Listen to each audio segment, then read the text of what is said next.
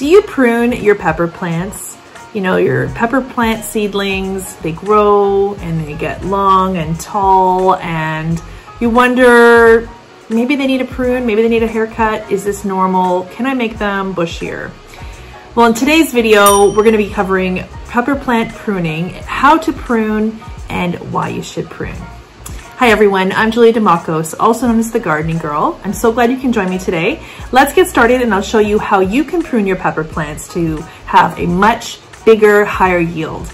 Let's get started. Here's a pepper plant, and as you can see, it's grown quite long. It's, you know, this is how I used to grow them in the past. I used to let them get like this, and sometimes they would bush out on their own if I was lucky. And other times they just get long and tall. I get a few peppers at the top and maybe a few more at the bottom. But I discovered that pepper plant pruning is actually a really good thing to do. It's a really great technique and a great method to follow in order to improve the yield of your pepper plants, as well as create a much bushier habit. So here is one that needs pruning, and I'm going to show you one that I've already pruned. About a week and a half to 2 weeks have passed, and I'm going to show you what it looks like once you've pruned. So here's another one, same variety. These are both poblano peppers, and you can see here that it's, if you look closely, you can see that it is bushing out. It's got all these little leaves in the leaf joint of the stem and the leaf, and I pruned it. There's the cut, and as a result, I have encouraged the plant to focus its attention on producing more leaves. You know, I stressed it, I cut it from the top, and now it's like, what do I do? So it fights back, and it does so by improving itself. So it's now got all these leaves in the joint. So if you can see them there, look at that.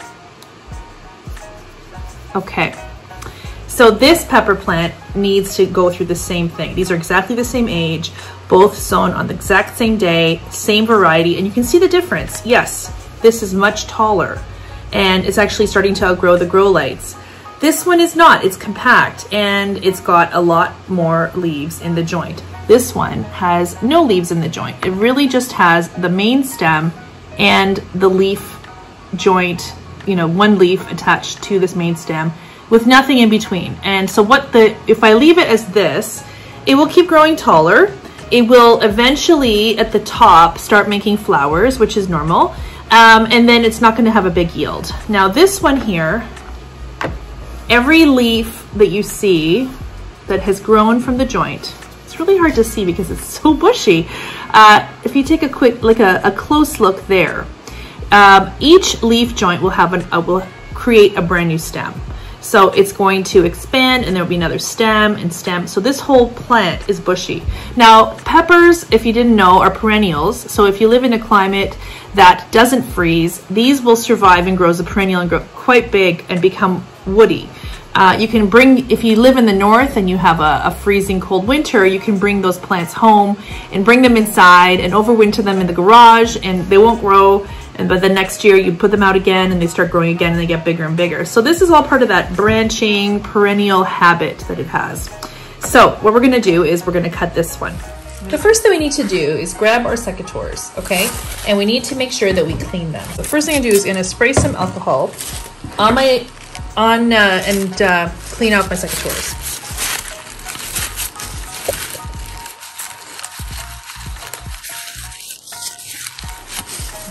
The reason why we do this is we don't want to transfer any bacteria that may exist on these secateurs because I use it for different plants. We don't want to put potential pathogens onto our plants. So we clean them off first with an alcohol rub. You can also use peroxide. Now that that's done, we're going to look at the stem.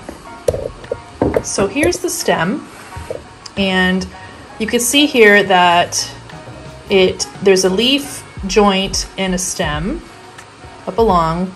Now you can cut it anywhere you want, but I think what I want to do is I want to cut it a little bit lower. As this plant, you can see here, I basically left 3 leaf joints and I cut it the third. If I do that here, I'd go 1, 2, 3, and I think it would still be a bit small. So I think what I'm going to do is I'm going to cut it right here. And what you want to do is take your secateurs. See if I can do this in a way that you can see and I can see what I'm doing. So we're just gonna go like this. And we're going to trim it right there. And I know it's hard. I know that this is very nerve-wracking because you spent all that time growing this plant. But pruning is definitely worthwhile. It's a worthwhile effort because as you saw with this one, the plant ends up bushing out as a result, and you end up getting a much higher yield because it's going to branch. Each branch will produce fruit as opposed to just one main stem. So it's this method is different than you would do for tomatoes. You wouldn't be pruning your tomatoes from the top. You'd be, if you get a long stem, you'd bury your tomatoes deeply. In the case of a pepper, you would trim it from the top. You prune it, and then that would cause a tiny leaf, because there already is a baby leaf sleeping at this joint. So by trimming it, now the hormone will go into the leaf joints and produce brand new leaves, which would equal stems and a much bushier plant. Now I have one more.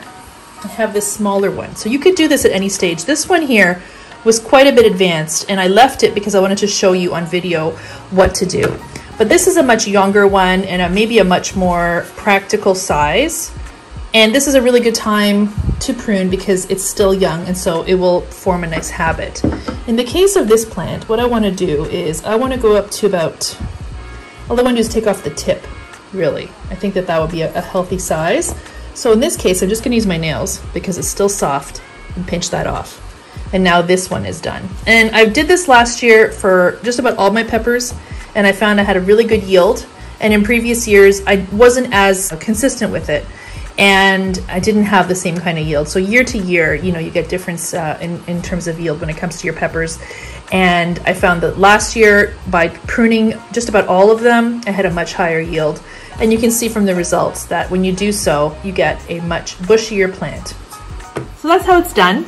That's how you prune your pepper plants, and I hope you give it a try. Now, with the first one that I had pruned, I put it in a cup, and I'm trying to see if it will produce roots for me. And if it produces roots for me, then I'm gonna have much more plants. So this is a good way to get more. Now what you wanna do, this is a much more mature stem, so it's going to take a little bit longer.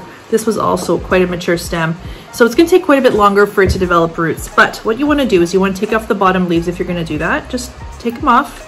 You don't have to use scissors for this. Just literally, just break them off because you don't want any of the energy to be focused towards those leaves. I'm just gonna use my little jar here, and I'm gonna put this in, and I'm gonna wait. I'm gonna leave it and see if this will produce roots.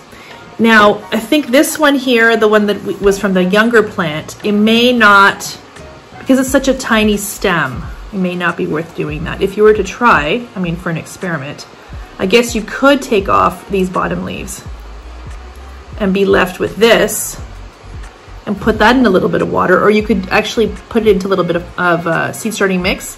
Because it's so young, you could just plant it and cover it with a humidity dome, and it will generate roots. So that is another option for you if you want to try producing more plants from the cuttings or from the prunings. If you do prune your pepper plants currently, please let me know by leaving me a comment below. And if you like my video, please be sure to give me a like as well. Please subscribe and be sure to click the notification bell to be notified of all upcoming videos. I will be having more videos coming out consistently throughout the growing season and giving you tips on how to make your garden, your vegetable garden experience a lot better and to help you take it to the next level. So I look forward to speaking to you again. Hope you're all having a really great day, everyone. Happy gardening, and I'll talk to you soon. Bye for now.